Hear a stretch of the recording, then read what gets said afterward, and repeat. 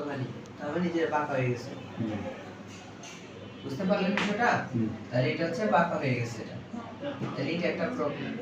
আবার এইটার মধ্যে যেমন যতখানি ফাঁক, এটার মধ্যে কতটুকু ফাঁক? তাহলে পার্থক্য আছে।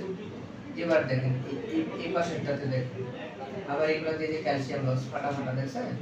আচ্ছা, আরেকটা ইস্যু হচ্ছে দেখেন, এই হাড়িটা যতটুকু লেভেলে আসার কথা, এই হাড়িটা অনেকটা বাইরে গেছে।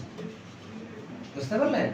হাড়িটা অনেকটা দূরে সরে গেছে। ওইটার যে এইরকম যে সুন্দর মতো লাইন টু লাইন থাকার কথা ছিল, এটা লাইনের থেকে বাইরে চলে গেছে।